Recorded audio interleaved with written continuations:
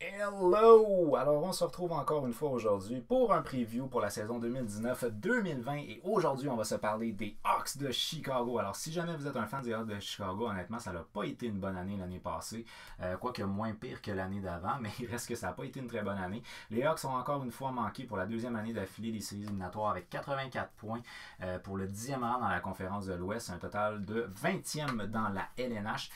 L'année d'avant, les Hawks avaient, je crois que c'était 76 points en 2017-2018. Ils n'ont pas fait les séries. En 2016-2017, 109 points. Ils ont été éliminés en première ronde. Fait qu'en 2016-2017, honnêtement, l'équipe a eu une bonne saison régulière, mais ont été décevants en playoff. L'année d'après, on s'écroule. 76 points out of playoff, puis après ça, cette année, l'année passée, 84 points out of playoff aussi. Fait que franchement, ça n'a pas été une très très bonne année. Ce qu'il faut mentionner, c'est que les Hawks, en début de saison, ont changé leur entraîneur-chef. Joel Canville est parti, on a mis Jeremy Colton. C'est une période d'adaptation. Quand on change un coach, c'est une période d'adaptation et on l'a vu au niveau des statistiques mi-saison versus la fin de la saison. L'équipe s'est améliorée avec le temps. Mais il reste qu'au final, c'est une équipe qui a eu énormément de difficultés l'année passée et qui a eu énormément de difficultés au niveau défensif. Euh, les buts ont rentré, ils ont compté des buts. Le problème, c'est pas ça. Le problème, c'était la défensive et les gardiens. Ils accordaient beaucoup trop de tirs et de buts. Alors, c'est ce qui a coulé cette équipe-là. Leur jeu défensif a été pittoresque. On va dire ça de même, il a été pittoresque. Défensivement, ils n'ont pas été bons. Alors l'attaque, le potentiel est très bon. En fait, la force à l'attaque est très bonne, mais au niveau défensif, ça, on ne l'a pas du tout. Alors l'année passée, les Hawks de Chicago ont 36 victoires, 34 défaites, 12 défaites en prolongation, ce qui veut donc dire 36 victoires et 46 défaites pour un total de 84 points, ce qui leur a permis de finir 10e dans l'Ouest et 20e dans la Ligue. Une moyenne de buts marqués par match de 3,26, ce qui est très bon. Alors c'est pas l'attaque le problème. Le problème, c'est la défense. Une moyenne de buts encaissés par match, 3,55. Alors 3,55, pour vous donner une idée, au niveau de l'attaque, ils sont 8e dans la ligue avec 3,26. Au niveau des buts encaissés, 3,55, ils sont 30e dans la ligue. La seule et unique équipe qui est pire que eux, c'est les Sénateurs d'Ottawa, et Dieu sait que ça a été désastreux pour les Sens l'année passée. Fait que franchement, c'est vraiment pas glorieux à ce niveau-là. L'avantage numérique avec 20,2, il est le 15e dans la ligue, et le désavantage numérique avec un très maigre 72,7, il est le bon dernier de la ligue. Alors franchement, au niveau défensif, très gros problème pour ce qui est des Hawks. Par contre, comme je vous ai dit, ça s'est amélioré. La première moitié de saison, les Hawks, 15 victoires, 36 points, 13e position dans l'Ouest. Ça, tu as le début qui a été très très difficile avec Joel Canville. Je pense à peu près après comme 15 matchs dans ces eaux-là que Canville a été renvoyé et qui a été remplacé par Colton. Alors, on a vu un changement dans l'organisation. La deuxième moitié de saison, c'est 21 victoires, 48 points, 8e dans l'Ouest. Si on comptabilise là, à partir du moment où ils ont atteint leurs 41 matchs, c'était les 8e pour terminer finalement 10e dans l'Ouest. Ils ont carrément inversé leurs victoires et leurs défaites, c'est-à-dire qu'au début de la saison, dans la première moitié de saison, il y avait une quinzaine de victoires, une vingtaine de défaites. Dans la deuxième moitié, c'est le contraire, une vingtaine de victoires, une quinzaine de défaites. Fait que c'est pas exceptionnel, mais c'est quand même mieux en deuxième moitié de saison. Mais c'est sûr qu'il y a tout le temps un temps d'adaptation quand tu changes ton entraîneur. Fait qu'à ce niveau-là, je pense que c'était plus une période d'adaptation qu'autre chose pour ce qui est des Hawks. Le meilleur en termes de but l'année passée, pas de surprise, Patrick Kane avec 44. Il a connu sa meilleure saison en carrière, Jonathan Toews aussi. Fait, il a vraiment très bien joué l'année passée. Même chose pour Toews au niveau offensif. Au niveau offensif, ça a fonctionné. 110 points l'année passée. Perfect pour ce qui est de Kane. Le meilleur défenseur a été Gustafsson avec 60 points et un différentiel plus-moins de moins 6. Alors Gustafsson qui est le défenseur le plus intéressant selon moi avec les Hawks en ce moment.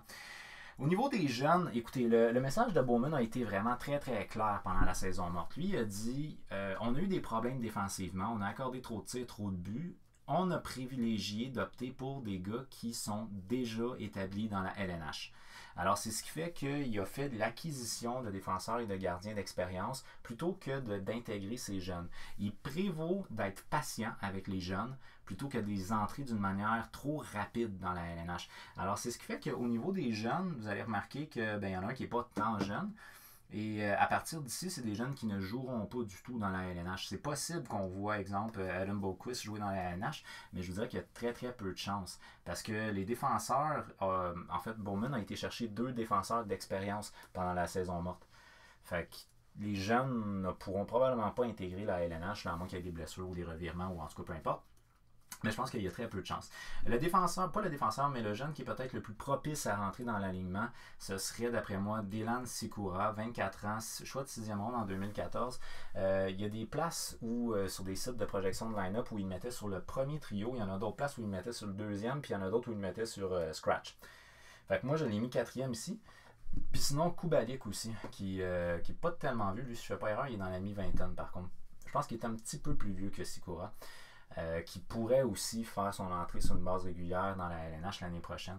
Un move que j'ai trouvé super intéressant, c'est celui de Alexander Nylander, 21 ans, choix de première ronde en 2016. Il arrive des Sabres de Buffalo dans une transaction cet été. Ils ont transigé un espoir défensif pour Alexander Nylander, qui est un ailier droit. Puis vous allez voir qu'au niveau de l'aile droite, c'est très incertain chez les Hawks. Fait que ça, je pense que c'est un move qui est super intéressant. Et je pense qu'il y a des chances qu'on le voit éventuellement dans la Ligue nationale, tout dépendamment de ce qui va se passer avec les ailiers droits qui sont déjà là. Adam Boqvist, qui est un défenseur de 19 ans, choix de première ronde en 2016, on ne devrait pas le voir dans la LNH. Théoriquement, il devrait aller dans la Ligue américaine l'année prochaine. Mais ceci étant dit, ça se peut qu'il soit rappelé de temps en temps dans la LNH, qu'il fasse un petit peu de temps de glace dans la LNH.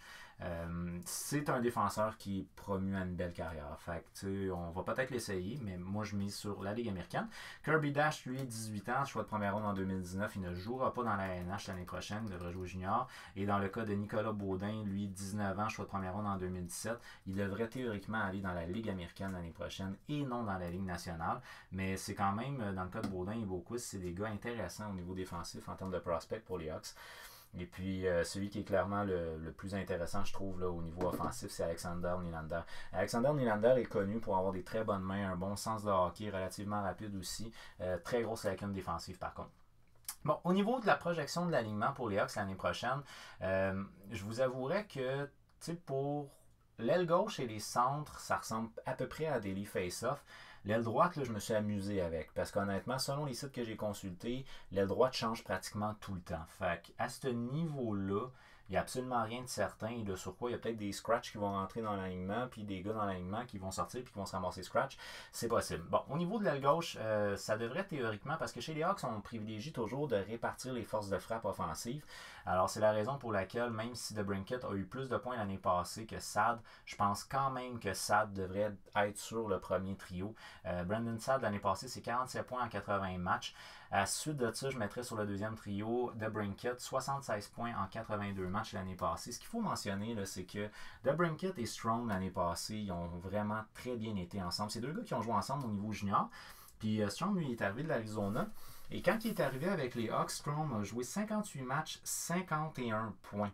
DeBrincat, lui, à sa deuxième saison professionnelle ou dans la NH, 40 buts. Fait que j'aimerais ça revoir ces duos-là, honnêtement. Je sais qu'il y a beaucoup de gens qui mettent Patrick Kane sur le deuxième trio pour dire répartir les forces, mais moi je pense que ce serait intéressant de remettre Kane avec Taze puis de garder les deux DeBrincat et Strong, les deux jeunes ensemble, parce qu'offensivement ils produisent quelque chose d'intéressant, puis de mettre un gars peut-être un petit peu plus défensif avec eux autres. Bon, anyways, on va continuer avec l'aile gauche. DeBrincat l'année passée, c'est 40 buts, 76 points en 82 matchs, une excellente saison. Kubalik, lui, il a joué au niveau international, mais ça se peut qu'il rentre sur une base régulière dans l'alignement des Hawks. Au niveau international, 24 matchs, 23 points, c'est intéressant. Mais est-ce qu'il va s'adapter au style nord-américain? Est-ce qu'il va s'adapter à la LNH? J'en ai aucune bâtard d'idée. On a acquis pendant la saison morte Carpenter, 18 points en 68 matchs. Je ne le vois pas jouer sur une autre ligne que la quatrième ligne. Au niveau des centres, pas vraiment de question. Jonathan Taze va être le premier centre, c'est sûr. 81 points en 82 matchs l'année passée, meilleure saison en carrière. Strome, lui, devrait être sur le deuxième trio, 57 points en 78 matchs. S'il maintient son tempo qu'il avait avec les Hawks, on oublie sa phase avec les Coyotes. C'est un gars qui pourrait aller chercher pas loin d'un point par match. Donc, il pourrait augmenter ses statistiques individuelles. Tant qu'il va jouer avec DeBrincat, ça peut être super intéressant. Smith, qu'on a acquis des Sénateurs pendant la saison morte, l'année passée, c'est 28 points en 70 matchs. Je le vois comme étant un gars de troisième trio. Une particularité qu'on a avec tous le bottom six ici des attaquants, c'est que c'est des gars qui jouent à différentes positions. Ils ne jouent pas nécessairement juste à une position. Fait que je les ai mis à peu près où ce que moi je le filais. Dans le cas de chat, non pas vraiment. Mais encore là, chat peut jouer au centre. Fait que bref, c'est des gars qui peuvent jouer un peu n'importe où. Chicago. Et je close le centre avec Kampf qui a fait 19 points en 63 matchs l'année passée. Vraiment rien cassé dans la ANH. But still, c'est un gars qui a de l'expérience et qui est connu avec les Hawks. Au niveau de l'aile droite, c'est là où on peut s'amuser. Moi, j'ai mis Patrick Kane sur le premier trio, 110 points en 81 matchs. Je pense que ça peut être intéressant. Une très très bonne saison l'année passée. Ça peut être intéressant de le voir avec Taze. Puis d'essayer de mettre Perlini l'année passée, 21 points en 68 matchs avec Strome et DeBrincat. Un gars qui est peut-être un petit peu plus défensif. Dans le cas de Perlini, c'est pas l'amour entre l'organisation et lui. Fait que c'est ce qui fait que c'est possible qu'il ne reste pas là. Puis un autre point aussi, c'est que, je sais pas si vous le voyez, j'ai souligné son nom, c'est qu'il n'est pas signé encore. Au moment de tourner ma vidéo, il n'est pas encore signé. Fait que je sais pas s'il va être là. Anyways. Shaw ici, c'est un gars qui a été acquis pendant la saison morte. Shaw l'année passée, 47 points en 63 matchs. Ça a été une très bonne saison pour lui. Mais il est fragile au niveau de la santé. Et je ne sais pas s'ils vont lui donner des responsabilités plus élevées que le troisième trio. Shaw, lui, je pense que ce qui est vraiment super intéressant, c'est son aspect leadership. C'est un gars qui est aimé par ses pairs, c'est un gars qui est ferré dans le vestiaire, c'est un gars qui se donne sa glace, qui va défendre ses joueurs sur la glace. Puis cette équipe-là est une équipe qui, bon, déjà, le coach fait pas super longtemps qu'il est là, donc ils ont besoin d'être tissés ensemble, ils ont besoin d'un esprit d'équipe pour former une belle famille ensemble. Et si vous remarquez, il y a beaucoup de vert puis de rouge chez des gars qui rentrent dans l'alignement. Alors, il y a beaucoup de gars là-dedans qui vont rentrer dans l'alignement. Ça va être un nouveau groupe de gars. Alors, je pense que l'impact de Shaw au niveau du vestiaire peut être super intéressant et c'est un très bon move d'après moi que Bowman a fait pendant la saison morte de rapatrier Shaw qui aime beaucoup la ville de Chicago. Et je close le tout avec Sikura. L'année passée, c'est 8 points en 33 matchs. C'est un gars qui peut peut-être faire sa place dans la LNH sur une base régulière. Ceci étant dit, il n'a rien cassé l'année passée, but still, il y en a qui le mettent beaucoup plus haut. Ça a l'air qu'il y a un potentiel offensif. Je ne le connais pas assez pour ça. Au niveau scratch, j'ai mis Nylander qui pourrait très bien s'intégrer. J'aimerais le voir, en fait, Alexander Nylander, mais ceci étant dit, c'est très clair. S'il ne peaufine pas son jeu défensif, il ne jouera pas dans la LNH l'année prochaine. Mais s'il peaufine un peu, peut-être. On a Canville qui est un allié gauche qui pourrait peut-être rentrer dans la LNH. Un autre gars qui a été acquis pendant la saison morte. Et Kagulia, lui, un allié droit qui pourrait rentrer dans l'alignement. Un gars qui vient de Chicago. Au niveau des défenses, ben là, les défenseurs, je pense qu'on a réussi à solidifier un peu. C'est des gars qui sont déjà connus. On sait à peu près à quoi s'attendre d'eux autres. Fait que d'après moi, le top 6, là, c'est assez précis. D'après moi, ça va être vraiment ça. Au niveau défenseur gauche, on a qui vieillit. Donc, ça se peut qu'il ralentisse cette année. Il est passé, en tout cas, milieu trentaine ou un peu passé le milieu trentaine. L'année passée, 40 points en 82 matchs. Dehan qui a été acquis pendant la saison morte, qui a connu quand même une saison correcte l'année passée. 14 points en 74 matchs, mais c'est un gars qui a défensivement, on sait à quoi s'attendre de lui. Fait que ça, je pense que c'est un ajout intéressant. Olmata aussi a été acquis pendant la saison morte. 14 points en 60 matchs l'année passée. C'est deux gars qui vont jouer leur game défensivement. Fait que je pense que ça, c'est quelque chose de quand même intéressant. Au niveau des défenseurs droits, ben, il n'y a pas vraiment de question à se poser. Gustafsson va être le premier défenseur, 60 points en 79 matchs l'année passée. Seabrook, lui, qui est début trentaine, 28 points en 78 matchs l'année passée. C'est bien. C'est pas exceptionnel, mais c'est bien. Et Connor Murphy, qui est un défenseur surtout défensif, 13 points en 52 matchs l'année passée. Murphy avait été acquis contre Ian Larson avec les Coyotes, puis honnêtement, il a pas rempli le vide de Ian Larson. Fait qu'à ce niveau-là, c'est un petit peu décevant, but still, il réussit quand même à faire la job sur une base régulière, surtout au niveau défensif. Fait que je pense que c'est un défenseur qui va être stable, régulier avec les Hawks. C'est une défensive qui coûte cher et il va falloir renégocier Gustafsson l'année prochaine. Ça fait peur. Ça fait peur parce que c'est ton meilleur défenseur. Puis qui te coûte cher? Dehan, il me semble qu'il est 4,5 millions, quelque chose de même. Seabrook coûte cher aussi. Murphy aussi. Fait que tu sais, ça risque d'être un beau casse-tête, le Gustafsson l'année prochaine. Mais il faut qu'il leur signe parce que vraiment, c'est leur défenseur. Là, dans vraiment pas long, ça va être le numéro 1. Si c'est pas déjà le numéro 1. Moi, je le mettrais déjà numéro 1. Il y a des gens qui voient encore Duncan Keith comme étant le leader de cette défense-là. C'est sûr que pour l'expérience, il l'est. Mais en tout cas, anyways. Fait que, bref, il faut qu'il signe, il faut qu'il garde. Et du côté des gardiens de but, je pense qu'on s'est amélioré aussi. On a été chercher Robin Lehner pendant la saison morte des Islanders. L'année passée, Lehner s'est partagé la tâche avec Greiss, puis ça l'a super bien été. C'est une équipe qui a été en nomination pour Vizina. Dans le fond, le tandem a été en nomination pour le Vizina. Alors, c'est une équipe qui a bien fait défensivement. Alors, même si Robin Lehner a des statistiques que je qualifierais de plus intéressantes que Corey Crawford a joué pour une équipe qui en a arraché défensivement. Robin Lehner a joué pour une équipe qui allait bien défensivement. Alors, c'est ce qui fait que d'après moi, on va faire encore plus confiance à Crawford, mais Crawford, il est très fragile à cause des commotions cérébrales. Fait qu'il y a des fortes chances qu'il se blesse encore l'année prochaine, et à ce moment-là, c'est Robin Lehner qui va prendre le relais. Mais si jamais Crawford reste en santé, je pense que ça va être vraiment un tandem entre ces deux-là, et d'après moi, les Hawks vont privilégier Crawford tant que les statistiques vont aller dans son sens. Alors, Crawford, l'année passée, c'est 39 matchs, 2,93, 908 d'efficacité, ce qui est correct, qui n'est pas mauvais. Robin Lehner, l'année passée, 46 matchs, 2,13 et 930 d'efficacité, ce qui est bon. Alors, je pense que les statistiques de Lehner risquent de baisser un petit peu, mais la défensive s'est peut-être améliorée, fait que peut-être pas tant. On verra en temps et lieu. D'après moi, Crawford, par contre, lui, ses statistiques vont augmenter que je pense que la défensive est plus solide que l'an passé. Et puis sinon, comme troisième gardien, j'ai mis Dalia. L'année passée, c'est 16 points dans la 16 points, c'est 16 matchs dans la NH, 3,61, 908 comme Crawford. C'est un gars que s'il advienne qu'il y a des blessures, je pense que c'est lui qui va être appelé. Probablement plus à cause de son expérience dans la NH, mais sinon il y a des statistiques intéressantes au niveau de la Ligue américaine aussi. So, je pense que c'est lui qui est peut-être le plus propice à être appelé s'il advienne que blessure il y a.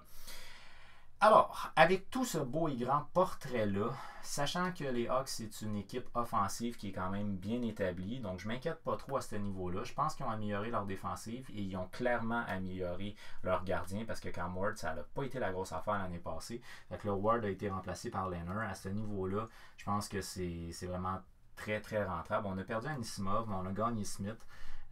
Puis ben, sinon, on a rajouté Shaw aussi. Fait que moi, je pense que les Hawks se sont améliorés cette année. Il y a des chances qu'ils soient mieux placés que 10e et 20e l'année prochaine. Moi, j'y situerais, là, en regardant toutes leurs statistiques, selon les moves qui ont été faits. Ce qui me fait peur, c'est qu'il n'y a pas de cohésion au sein du groupe. Parce qu'il y a trop de nouveaux joueurs. Puis je ne sais pas si le coach, c'est pas un gars qui a énormément d'expérience. Je ne sais pas s'il va être capable de réunir ces gars ensemble. Fait que c'est ça qui me met vraiment un gros point d'interrogation sur les Hawks. Et l'aile droite, je la file pas du tout, l'aile droite.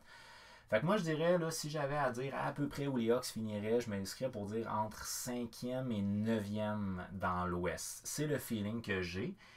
Je pense qu'ils ont un potentiel de faire les séries parce qu'ils se sont améliorés en arrière de la ligne bleue. Mais j'ai peur que ça soit pas super stable. Fait que je dis entre 5 et 9. Cette série de vidéos-là m'est inspirée de The Hockey Guy qui, lui, on a ici l'indice de Hockey Guy, voit les Hawks de Chicago terminer entre la 3e et la 6e position dans l'Ouest. Alors, selon The Hockey Guy, les Hawks devraient faire les séries l'année prochaine. Selon moi, je sais pas. Alors, c'est ça pour ce qui est des prédictions, ou du moins pour l'analyse des Hawks en prévision de la saison 2019-2020. J'aimerais savoir, est-ce que vous avez des joueurs qui vous pensez vont sortir du lot au niveau des Hawks? Est-ce que vous avez des joueurs que vous pensez qui vont peut-être débarrasser? Dans le cas présent, je pense que l'avenir de Perlini, elle est vraiment très incertaine. On verra en temps et lieu, mais je pense que c'est peut-être lui qui est le plus à risque actuellement. Alors, qu'est-ce que c'est votre feeling à vous? Est-ce que vous pensez que les Hawks vont être en série? Ils ne seront pas en série? Qu'est-ce que vous pensez? Faites-le moi savoir dans les commentaires. Sachez que cette vidéo-là, c'est une vidéo qui s'inscrit dans une série de 31 vidéos sur les différentes prévisions de la LNH. Alors, restez connectés, abonnez-vous à ma chaîne et je vous reviens très prochainement avec un autre preview de la saison 2019-2020 dans la LNH pour une autre équipe. D'ici là, je vous souhaite une excellente fin de journée et je vous dis à la prochaine.